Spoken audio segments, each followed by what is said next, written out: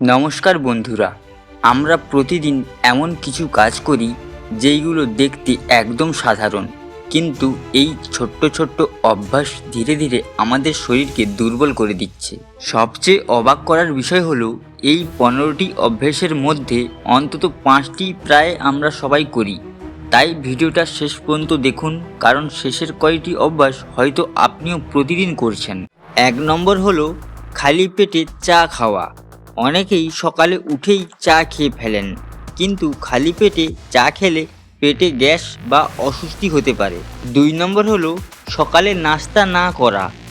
সকালের নাস্তা না করলে শরীরে শক্তি কমে যায় এবং সারাদিন ক্লান্ত লাগে। 3 নম্বর হলো খুব দ্রুত খাওয়া।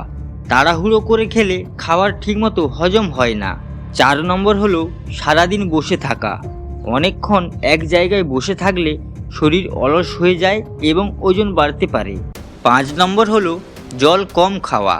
জল কম খেলে আমাদের শরীরে ডিহাইড্রেট হয়ে যায় এবং অনেক সময় অনেক বেশি সমস্যা দেখা দিতে পারে। 6 নম্বর হলো ফল ধুয়ে না খাওয়া। অনেক সময় অনেক ফলে ময়লা বা রাসায়নিক থাকতে পারে, তাই ভালো করে ধুয়ে খাওয়া দরকার। 7 নম্বর হলো খুব বেশি মিষ্টি খাওয়া। অতিরিক্ত মিষ্টি শরীরের জন্য ভালো নয় এবং বেশি মিষ্টি খেলে আমাদের শরীরে ওজন বাড়তে পারে। 8 নম্বর হলো খুব বেশি তেলযুক্ত খাবার খাওয়া। তেলযুক্ত খাবার বেশি খেলে আমাদের শরীরে বিভিন্ন সমস্যা দেখা দিতে পারে। 9 নম্বর হলো সারাদিন মোবাইল ব্যবহার করা। অনেকক্ষণ মোবাইল দেখলে চোখের সমস্যা ও মাথা ব্যথা হতে পারে। 10 নম্বর হলো রাতে দেরি করে ঘুমানো। কম ঘুম হলে শরীর ক্লান্ত হয়ে যায় এবং মনোযোগ কমে যায়। 11 নম্বর হলো সারা রাত জেগে থাকা। রাত জেগে থাকলে শরীরের স্বাভাবিক রুটিন নষ্ট হয়ে যায়। 12 নম্বর হলো প্রতিদিন ব্যায়াম না করা। ব্যায়াম না করলে শরীর ধীরে ধীরে দুর্বল হয়ে পড়ে। 13 নম্বর হলো খুব বেশি ঠান্ডা জিনিস খাওয়া।